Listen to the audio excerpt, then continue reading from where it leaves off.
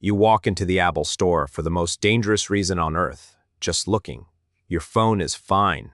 It makes calls. It loads emails. The screen only has that tiny crack you pretend is barely noticeable. And the battery is okay, if you're the kind of person who enjoys living at 12%. But then you start negotiating with yourself like a lawyer. I use this for work. This is basically a productivity tool. This is an investment. So you do it. You buy the new phone, let's say $1,200. You walk out feeling sharp, future-ready, successful, and then you sit in your car, look at your gorgeous new phone, and notice your charging cable. That cable looks like it survived 3 wars and a house fire. It still works, but now it feels illegal to connect it to this shiny piece of engineering, like you're feeding a thoroughbred horse gas station sushi. So you fix it with a nice charger, $40. Then you get home and your case looks sad, like it came free with a prepaid plan in 2014. So you upgrade the case, $60. Then you realize your old headphones don't really match the experience or don't plug in at all. So now it's wireless earbuds, $250. And within 48 hours, your $1,200 phone quietly turned into $1,550, and you didn't feel like you went on a spending spree. Here's the twist. This isn't you being irresponsible. This is a predictable psychological chain reaction. And once you see it, you'll start spotting it everywhere.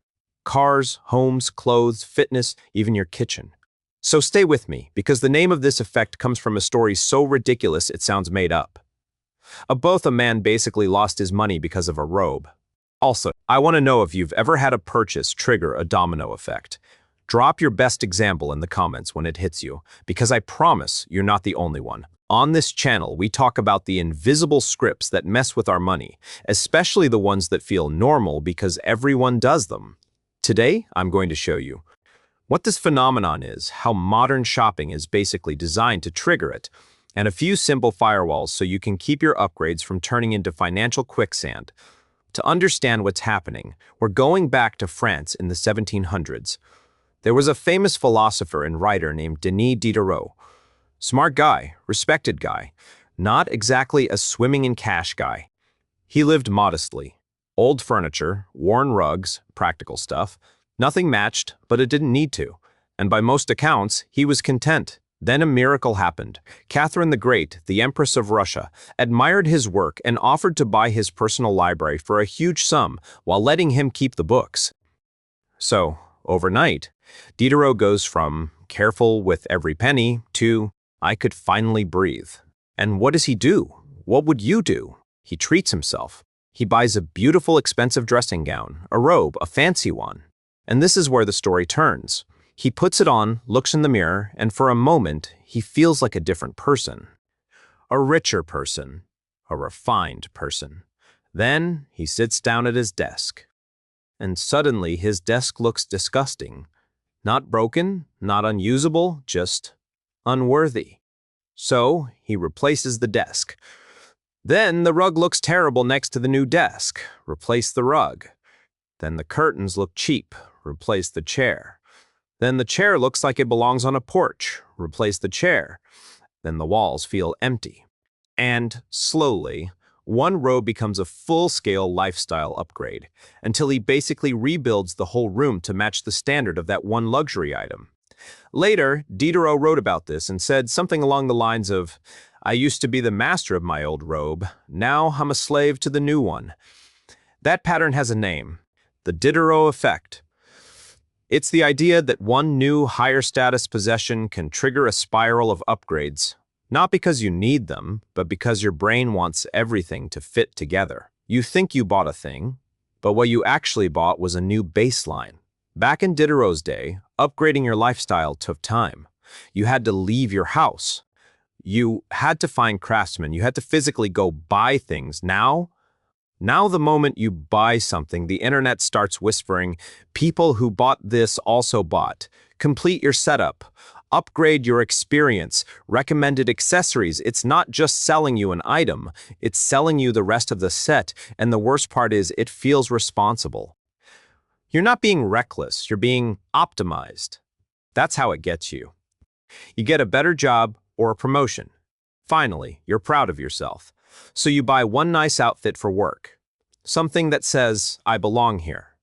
Then, your old shoes suddenly look like they've been through a swamp. Upgrade. Then your bag looks too casual. Upgrade. Then you start noticing your watch, your jacket, your laptop. And now you're not just dressing for work, you're maintaining an identity. And that's how a raise disappears without you doing anything crazy. You replace one thing in your home, a new sofa, new countertops, fresh paint, new cabinets. And then, this is the moment, your eyes adjust. Now the coffee table looks like it belongs in a different house. The curtains look tired. The lamp looks cheap. The rug looks like the one in the photo before. And you end up spending $5,000 after planning to spend $500 because your first upgrade exposed everything else. You didn't renovate your house got promoted, and everything else got fired. You decide to get in shape. Great decision. You buy the serious thing. A treadmill, a Peloton-style bike, fancy gym membership, whatever. Then you think, I can't wear that old college t-shirt. I look like a guy who's lost. So you buy workout clothes, then shoes, then a smartwatch, then supplements, then a fancy water bottle that costs more than your first car payment did. And now you didn't just buy fitness. You bought the identity of someone who has their life together. You buy a nicer car.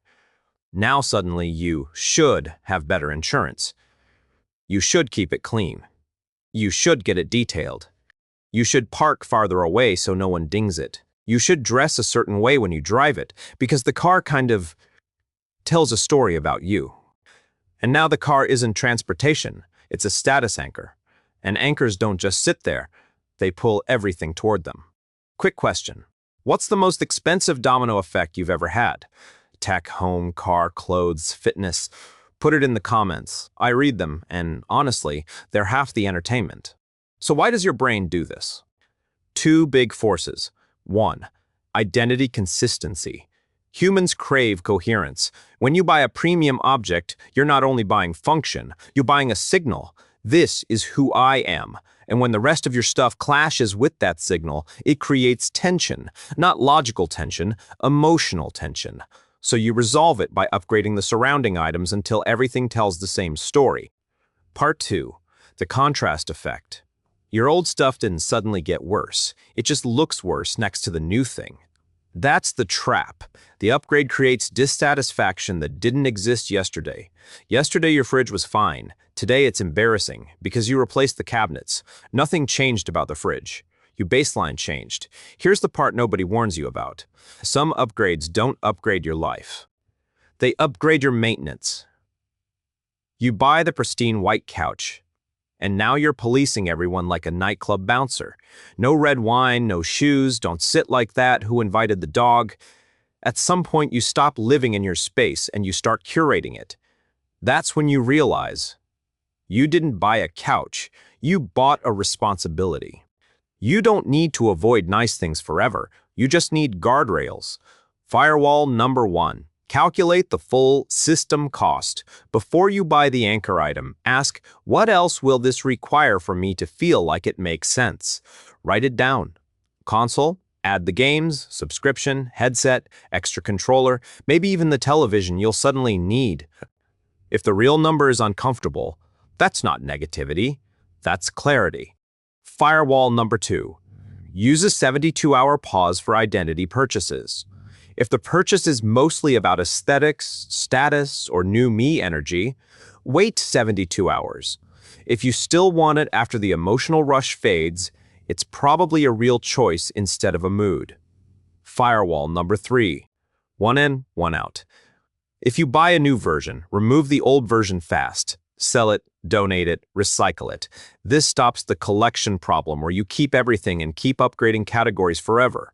It also forces you to admit whether you're upgrading your life or just accumulating. Firewall number 4. Keep your anchor items humble. This is the cheat code. If your most visible status anchors are modest, the rest of your life gets cheaper to maintain. A practical car, a solid, not flashy phone, a simple wardrobe. You're not trying to look broke. You're protecting your freedom. Because the most expensive lifestyle is the one where everything has to match. The Diderot effect is why money disappears in quiet, polite little upgrades that feel totally reasonable. It's not one big mistake. It's the chain reaction after the first treat yourself. So next time you feel the urge to complete the set, ask, is this improving my life, or is it just helping my new purchase feel justified? If this video gave you a light bulb moment, drop a comment with the purchase that started your domino effect. And if you want more money psychology without the boring,